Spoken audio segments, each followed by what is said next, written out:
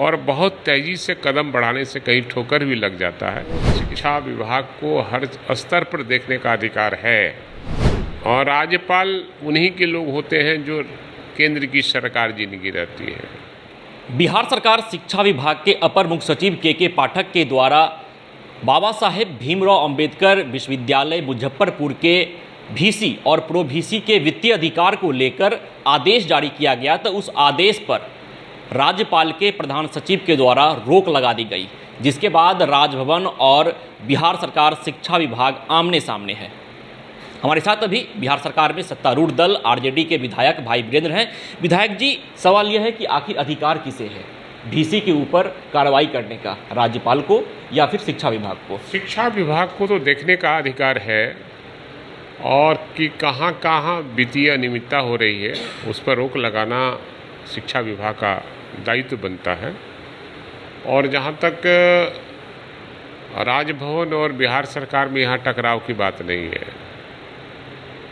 सरकारें आती हैं और जाती हैं और राज्यपाल उन्हीं के लोग होते हैं जो केंद्र की सरकार जिनकी रहती है।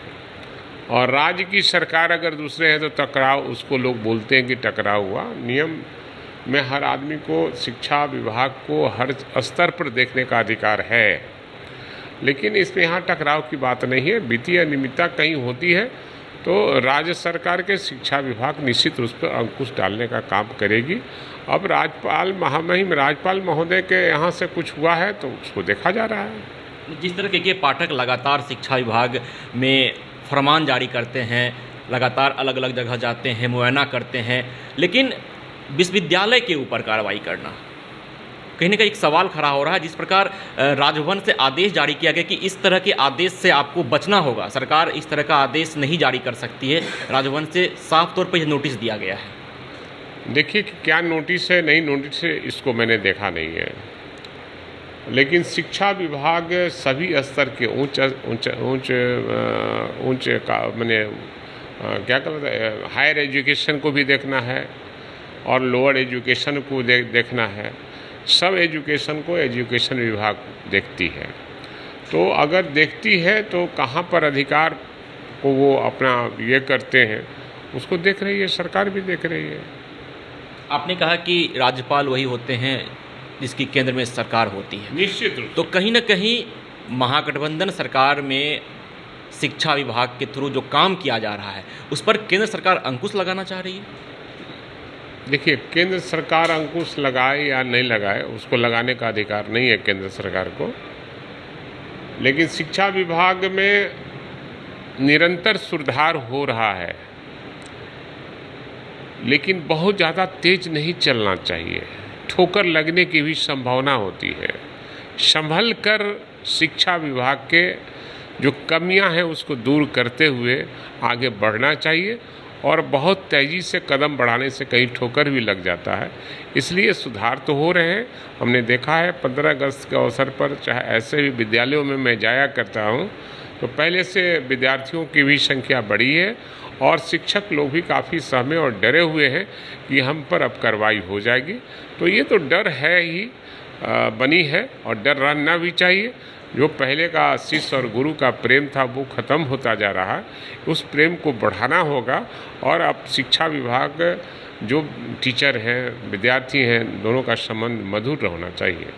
क्या लगता है कि के पाठक जल्दीबाजी में फरमान जारी कर रहे हैं? मैंने कहा कि कोई भी चीज़ सोच समझ के और संभल के चलना चाहिए। ज़्यादा तेज़ चलने से ठोकर लगने की संभावना होती है।